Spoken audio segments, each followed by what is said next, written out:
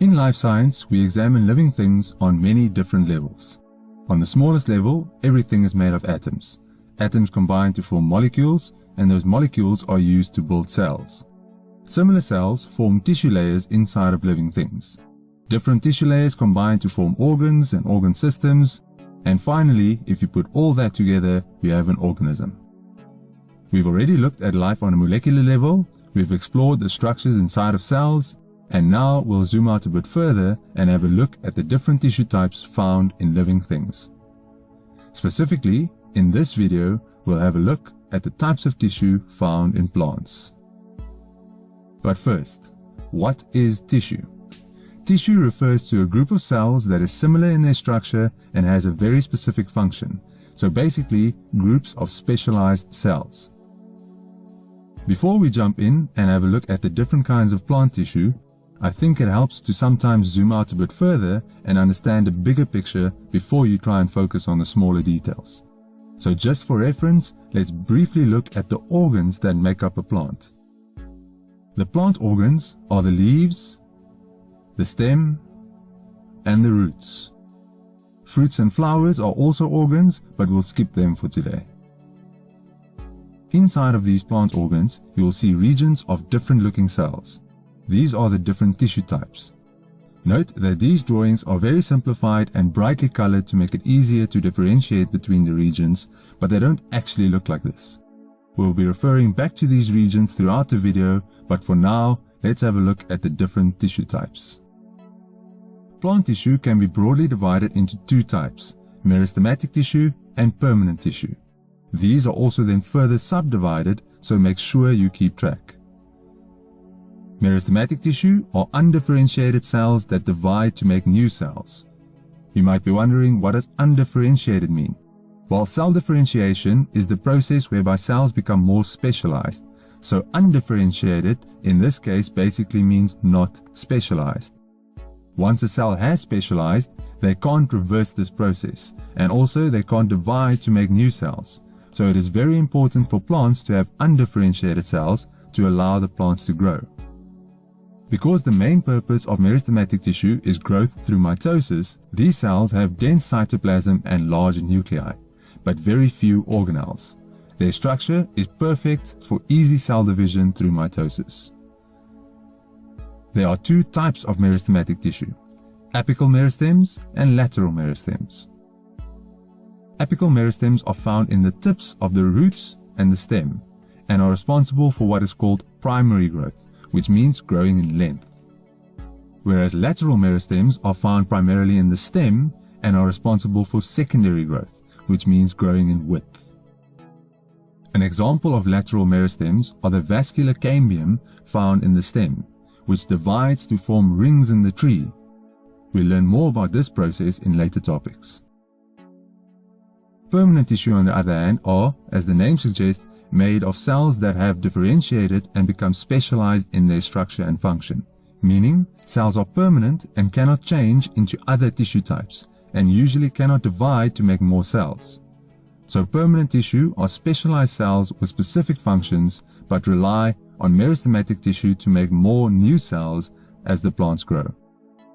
Now, there are many types of permanent tissue to cover, and they are grouped together as either epidermal or dermal tissue, vascular tissue, or ground tissue. So try and keep track and rewind if you get lost. The first type of permanent tissue we'll be looking at is the epidermal tissue. Epidermal tissue is a single layer of cells that cover the entire surface of the plant, meaning the leaves, the stem, and the roots. The main function of the epidermis is to protect the plant.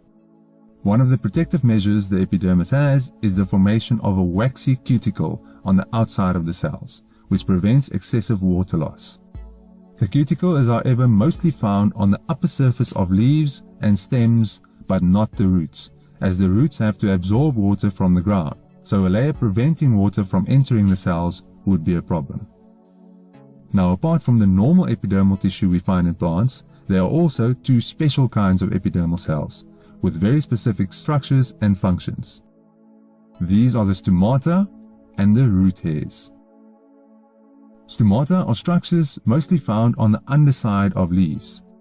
Each stomata has two specialized epidermal cells called guard cells that open and close the space between the cells called the stoma to control the movement of gases between the leaf and the atmosphere. And this is very important for the plant, as the plant makes oxygen through photosynthesis and needs to get rid of the oxygen somehow. It also needs to take in carbon dioxide, which is needed for photosynthesis. But at the same time, if the pores remain open, it will lose a lot of water through the process of transpiration.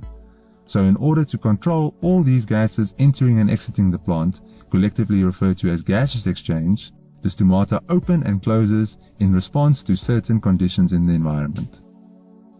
Each guard cell has a thicker inner cell wall and a thinner outer cell wall, which helps them in their function. Guard cells are also the only epidermal cells that have chloroplasts, along with the nucleus and vacuoles that helps the stomata open and close. The second special type of epidermal cell is the root hairs. However, this can be misleading, as these aren't actually hair, but rather extensions of the cell wall that looks like hair. The purpose of these extensions are to increase the surface area for absorption of water and minerals from the soil. These root hair cells also have large vacuoles to assist with the absorption of water and minerals. The next type of permanent tissue we're going to look at is the vascular tissue. Vascular tissues are responsible for the transport of substances like water, minerals, and nutrients throughout the plant. There are two types of vascular tissue, xylem and phloem. Xylem and phloem are classified as complex tissues because they are comprised of more than one kind of cell. So it might get a bit tricky, but stick with it and you will see that it is not that complex. Let's first look at xylem. Xylem are long hollow tubes that are found all throughout the plant and connect the roots with the leaves. The cells that make up xylem are dead by the time they are mature, meaning they grow in size and then the cells die, leaving behind cell walls that are connected end to end to form long hollow tubes for fast transport of water. The cell walls of xylem are strengthened with a compound called lignin, which provides great strength and support. The walls of xylem tubes also have tiny holes called pits, which allow water to be transported between neighboring xylem vessels. The function of xylem is the movement of water and minerals from the roots, where it is absorbed from the soil, to the rest of the plant. So basically, the upward movement of water and minerals. Xylem is made of two kinds of cells, vessel elements and tracheids. Vessel elements are joined end to end, forming long tubes called xylem vessels. Because the vessel elements are dead at maturity, the cross walls between the cells are heavily disintegrated or absent completely, allowing for very fast transport. Tracheids are longer and thinner than vessel elements and are tapered at the ends, causing them to overlap each other. Due to the shape of tracheids, they add more strength and support for the xylem, but have slower transport. Tracheids also have pits for lateral movement of water and lignin that strengthens the cell walls. The other type of vascular tissue found in plants is phloem. Just like xylem, phloem is found in all parts of the plant. But unlike xylem, phloem is made of living cells and the cell walls are much thinner. The primary cells in phloem are the sieve elements that are connected end to end to form long sieve tubes, stretching from the leaves to all parts of the plant. The cross walls between the cells are perforated, meaning they have tiny holes in them that allow transport between the cells. Because the cells are living, the transport in phloem is much slower than in xylem. The cells of sieve tubes also have no nuclei and are dependent on neighboring cells called companion cells for vital metabolic activities. The function of phloem is to transport organic nutrients like glucose or sucrose that is made in the leaves through photosynthesis and other metabolic activities to other parts of the plant like the roots, where it can be used or can be stored. For this reason, we think of phloem as transporting nutrients mostly downwards. So xylem transports water and minerals upwards, while phloem transports nutrients, again mostly downwards. The last group of plant tissue is called ground tissue. Ground tissue is the most abundant type of tissue found throughout the plant and makes up most of the body of the plant. There are three types of ground tissue: parenchyma, collenchyma, and sclerenchyma. Parenchyma is the most abundant of the three, making up the bulk of the tissue found in leaves, stems, and roots. Cells of parenchyma has thin cell walls with large vacuoles for storage. The cells are usually loosely packed, leaving space between the cells called intercellular spaces. These intercellular spaces are very important to allow the easy movement of substances between the cells. Some special parenchyma cells have the very important job of photosynthesis in the plant, which means they need a lot of chloroplasts, and as a result, they are called chlorenchyma. The main function of parenchyma tissue is the making of nutrients through metabolic activities like photosynthesis and the storage of these nutrients. A good example of parenchyma tissue is the mesophyll found in leaves. The spongy mesophyll cells have thin cell walls, a vacuole, and chloroplast that is characteristic of parenchyma tissue. It also has large intercellular spaces for gases to move through, allowing gaseous exchange between the leaf and the atmosphere. The next type of ground tissue is the collenchyma. Cells of this type of tissue have slightly thicker cell walls, especially in the corners between the cells. The cell walls fill up the spaces between the cells, leaving very little to no intercellular spaces.